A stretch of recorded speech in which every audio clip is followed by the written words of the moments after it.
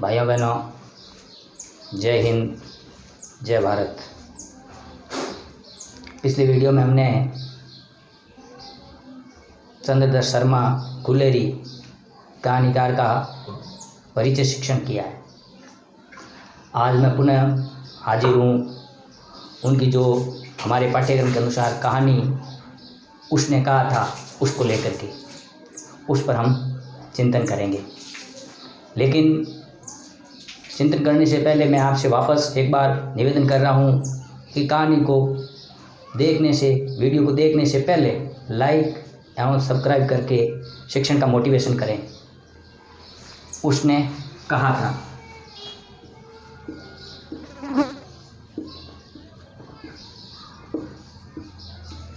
कहा था ये जो कहानी है ये चंद्रदत्त शर्मा गुलेरी जी की है। चंद्र शर्मा गुलेरी, जिसने भी इस वीडियो को यानी चंद्रदत्त शर्मा गुलेरी जी के परिचय को प्राप्त नहीं किया है तो पिछले वीडियो में जाकर के इनको पढ़िएगा, उसके पश्चात इस कहानी की तरफ आइएगा। उसने कहा इस कहानी का प्रकाशन 1915 में 1915 के अंदर उस समय एक पत्रिका निकलती थी। इस पत्रिका का नाम था सरस्वती पत्रिका। सरस्वती पत्रिका। और सरस्वती पत्रिका को उस समय चलाते थे मिस्टर MP द्विवेदी। तो सरस्वती पत्रिका के अंदर इसका प्रकाशन हुआ। अब बात करते हैं, उसने कहा था ये जो कहानी है ये किस प्रकार की कहानी है। तो हमारे सामने बात आती है कि ये फ्लैशबैक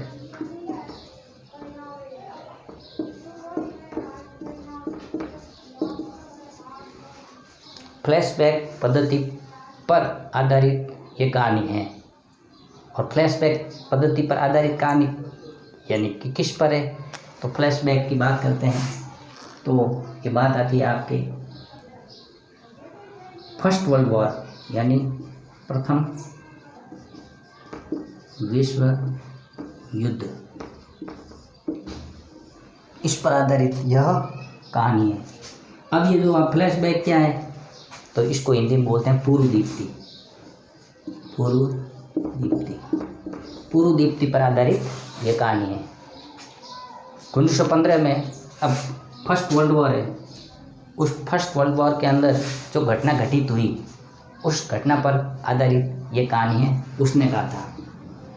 अब उसने कहा था उस कहानी में हम चलते हैं तो हमारे सामने आता है ये जो कहानी है, इस कहानी के कितने भाग हैं तो हमें पता होना चाहिए। कहानी के 5 भाग हैं।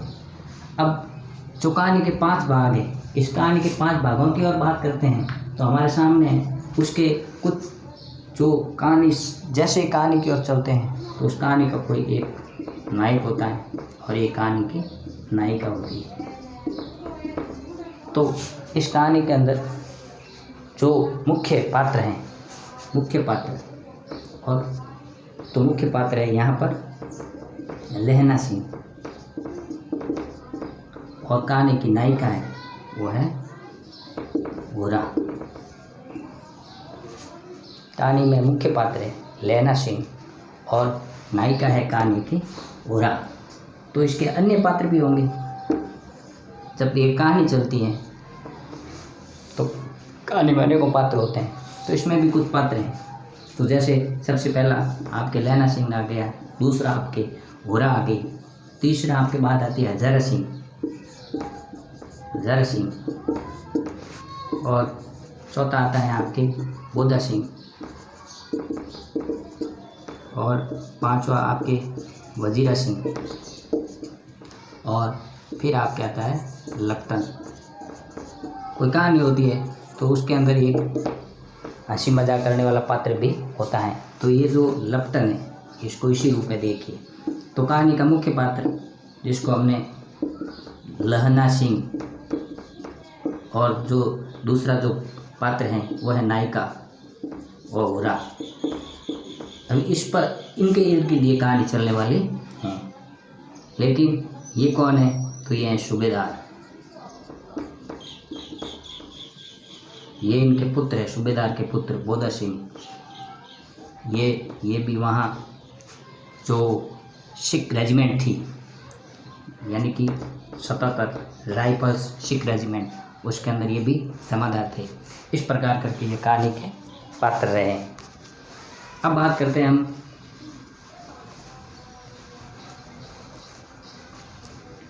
उसने कहा था कहानी।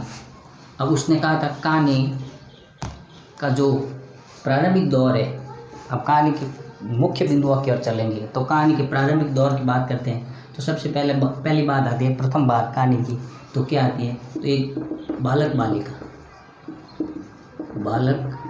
बालिका का बाल सुलभ प्रेम।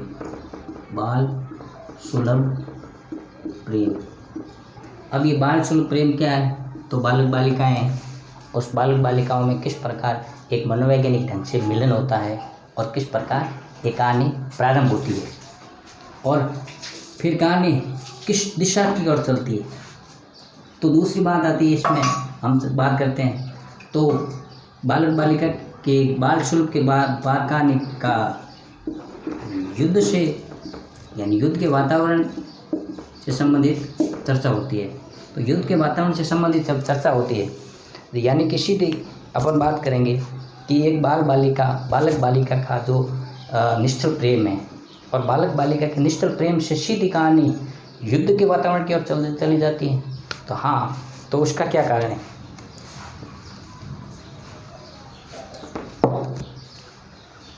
तो हमने पढ़ा था सबसे पहले कहानी के नायक हीरो, इसका नाम था लेना। तो लेना है और घोड़ा, इनका सबसे पहले मिलन कहाँ होता है? तो अमृतसर में, अमृतसर के बाज़ार के अंदर।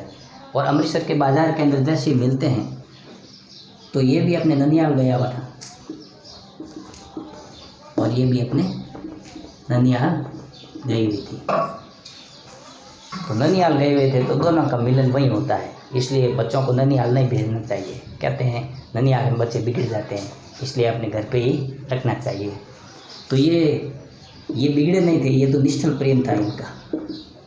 अब निश्चल प्रेम किस रूप में उभर करके सामने आता है, इसलिए ध्यान करिएगा। तो ये अपने इनके घोड़ा के मामा जो अतर सिंह है, उस अतर सिंह के वहाँ पर, जिसको हम निवास कहते हैं या पाड़ा कहते हैं, उस स्थान पर यानी अमृतसर में रहते थे और ये भी वही। अब वहाँ से कुछ सामान लेने आते हैं, वो ये दही लेने आया अपने मामा के लिए और वो बढ़िया लेने आई। तो वहाँ मिलना हुआ तो आपसी वार्तालाप हुई, कहाँ रहती हो? तो इन्होंने उत्तर दिया, उन्होंने पूछा कहाँ रहते हो? तो इस प्रकार करके उनका प्रथम चिंतन, प्रथम मिलन होता है। फिर ऐसे करते करते वहाँ आते जाते जो जितने दिन रहे, आते जाते मिलना होता रहा। और एक दिन क्या हुआ, एक टांगे वाली घटना हो गई। टांगे वाली घटना यानी कि इधर से तांगा आ रहा था और इधर से होरा आ रही थी और टांगे वाले जैसे तेज गति से आ रहा था और होरा उस टांगे के नीचे आने वाली थी। तो उस समय यानी कि लेना सिंह ने उसको बचाया। तो जैसे बचाया तो वह उनका भावात्मक लगाव हो गया। अब कहानी आगे बढ़ती हैं तो उसके पश्चात वो उनकी जो छुट्टियां थी, वो छुट्टियां के पश्चात वापस अपने अपने घरों की ओर निकलते हैं। लेकिन उससे पहले जैसे ही वो मिलते हैं, यानी कि वहीं बाज़ार के अंदर, अमृतसर की बाज़ार के अंदर, तो उस होरा के जो ड्रेस पहनी हुई थी वो उस समय पंजाबी वेश, उसको जैसे लाल रंग की जो चुन्नी है, शालू है, जो भी है, तो उस लेना सिंह ने पूछ लिया कि तुम्हारी कुड़मई हो गई क्या? तो उन्होंने हंसकर, यानी कि होरा ने हंसते हुए हंस करके उन्होंने उनको जवाब दिया कि धत पगले, ये जो तुम्हें दिखता नहीं है ये मेरी ये लाल शालू है, ये उसी का ही प्रतीक है। इस प्रकार करके वो आपस में मुस्कुराते हुए निकल जाते हैं। इस प्रकार कहानी यानी कि वहाँ पहला स्टॉप, जैसे हमने कहा कि बाल सुलभ प्रेम यानी बालक बालिका का जो बाल सुलभ प्रेम है यहाँ पर आकर के स्टॉप हो जाता है। फिर आगे चलते हैं तो दूसरा बिंदु आता है कि युद्ध का वातावरण। अब युद्ध का वातावरण यानी कि फर्स्ट वर्ल्ड वॉर चल रहा है, और फर्स्ट वर्ल्ड वॉर के अंदर जो जितनी भी भारत के अंदर जो राइफल्स रेजिमेंट थी, और फर्स्ट वर्ल्ड वॉर के अंदर भारत के जो नेता थे उन्होंने यानी कि अंग्रेज़ों की सहायता के लिए अपनी सेना को भेजने के लिए तैयार हो गए थे। तो भारत की जो सेना थी उस भारत की सेना को वहाँ पर यानी फर्स्ट वर्ल्ड वॉर कहाँ चल रहा था, तो फ्रांस में, और फ्रांस में भी कहाँ, तो बेल्जियम की धरती पर। तो वहाँ पर हम अंग्रेज़ों की तरफ से फ्रांस में वहाँ युद्ध करने के लिए हमारी जो सेना गई, उसके अंदर जो ये लैना सिंह और हजारा सिंह, बोधा सिंह, ये सभी उसी सेना में थे। अब उसी सेना के अंदर लैना सिंह भी होता है, उसी सेना में बोधा सिंह भी होता है, उसी सेना में हजारा सिंह भी होता है, उसी सेना में वजीरा सिंह भी होता है। लेकिन जहाँ लैना सिंह तो लैना सिंह का जो सूबेदार था वो था हजारा सिंह। अब जो ये हजारा सिंह था, अब कुछ काल परिस्थितियों के अंदर उस हजारा सिंह की शादी किससे होती है, तो हजारा सिंह की शादी हो जाती है आपके होरा से। अब होरा से शादी होने के पश्चात कुछ समय बीत गया, यानी लंबा समय बीत गया, और लंबे समय के पश्चात न तो लैना सिंह होरा से मिला, न होरा लैना सिंह से मिली। लेकिन उस परिस्थितियों के अंदर जब हजारा सिंह सेना में होता है, आपके सूबेदार होता है, तो वो लैना सिंह को कहता है कि जब छुट्टियां में आए हुए होते हैं तो अब जाते वक्त हम सभी साथ में ही चलेंगे। ऐसा कह करके लैना सिंह को हजारा सिंह ने कहा। तो लैना सिंह ने उसकी बात मान ली, और लैना सिंह है वो हजारा सिंह के घर होते हुए निकलता है। लेकिन वहाँ जब जाता है तो लैना सिंह को होरा उनको पहचान लेती है, और वह हजारा सिंह को कहती है कि उनको कहना ज़रा मेरे से मिल के जाएं। तो हजारा सिंह ने लैना सिंह को पूछा कि तू होरा को जानता है क्या, तो होरा से मिला हुआ है क्या? तो कहा नहीं, मैं तो यानी कि उनको कहती है कि सूबेदारी ने, यानी कि उस समय ये जो हजारा सिंह सूबेदार था, तो उन्होंने कहा कि सूबेदारी ने तुम्हें बुलाया है। अब उनका कोई मेल मिला पता नहीं था, लेकिन सूबेदारी ने तुम्हें बुलाया है। तो जब वो सूबेदारी ने वो किन से मिलने जाती है, सूबेदारी ने यानी कि लैना सिंह उनसे मिलता है। तो ये लैना सिंह को कहती है कि तुम मुझे जानता है क्या? नहीं। तो फिर वो अपनी अमृतसर की गलियाँ, वो तांगे, वो बड़ियाँ, वो दही, और फिर वो तेरी कुड़मई हो गई, जैसे ये बातें याद दिलाती हैं, तब इनको याद आता है अरे होरा। तो फिर वह होरा उनको कहती है कि युद्ध में जा रहे हो, मेरे 4 बच्चे थे, 4 में से ये एक बच्चा है। कौन? बोधा सिंह। और फिर इनका भी और उनका भी ध्यान रखना। तो जितना आपने यानी कि उस समय मुझे तांगे वाले से बचाया था, वो तांगे वाले से मेरी जान बचाई थी, ठीक इसी प्रकार इस युद्ध में भी आप इनकी रक्षा करना। इस प्रकार का निवेदन करती हैं। कौन? होरा।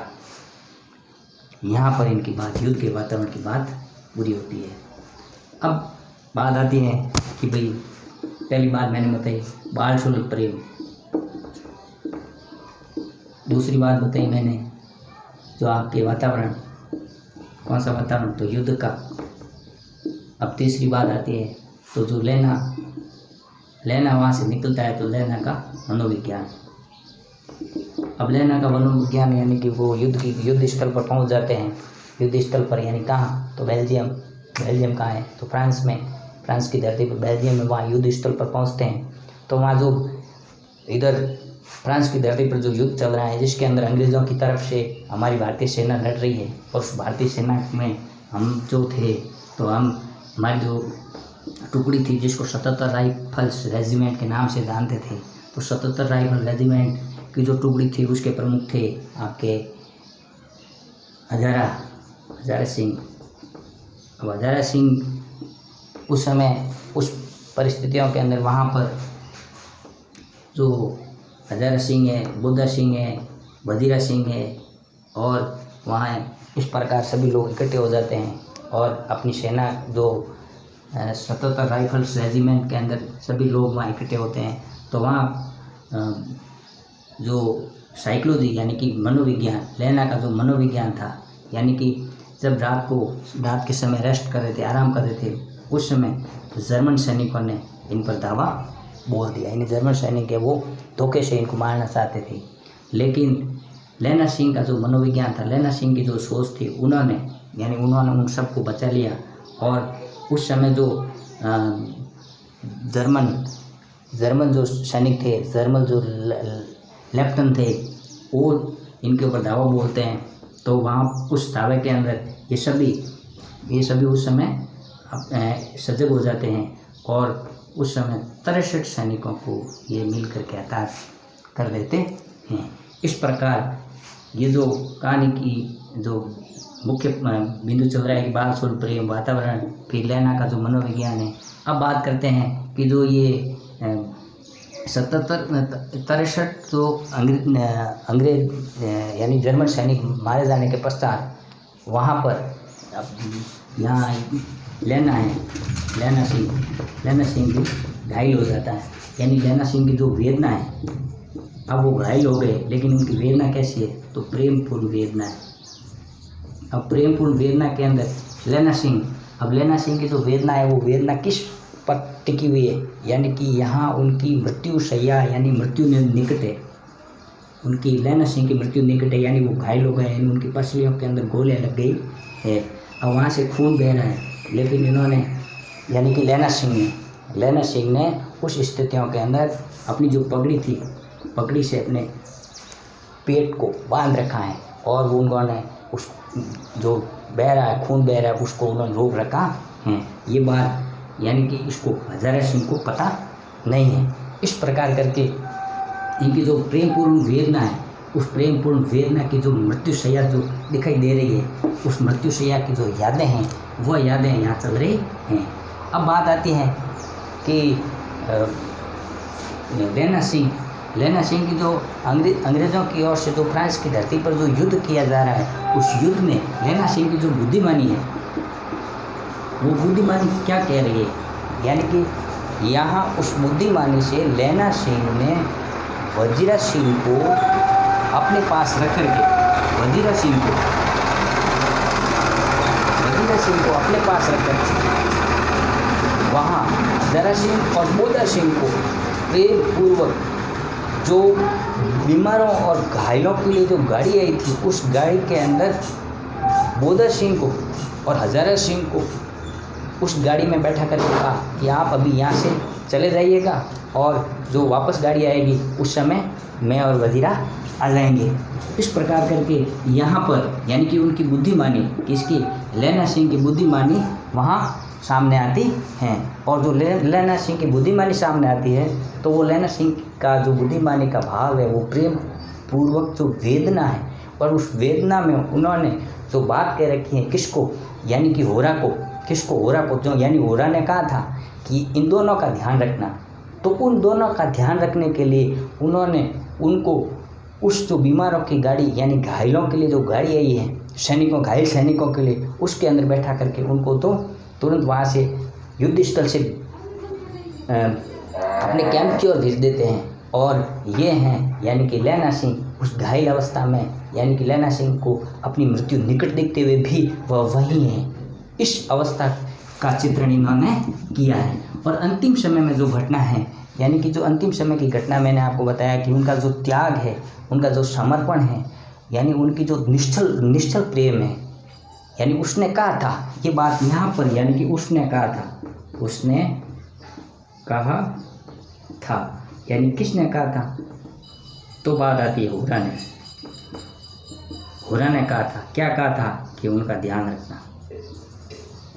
रखना। और उनका ध्यान कैसे रखना, यानी उनका ध्यान जो हुर्रा इनका जिस प्रकार बचपन में ध्यान रखा, तांगे वाले से बचाया, कि इसी प्रकार इन्होंने कहा जिस प्रकार मुझे तांगे वाले से बचाया उसी प्रकार मेरे इनको और मेरे बेटे को बचाना। तो इनको और इन दोनों को बचा करके इस बात का, यानी इस वचन को इन्होंने वचन की पालना की, यानी वचन की रक्षा की थी।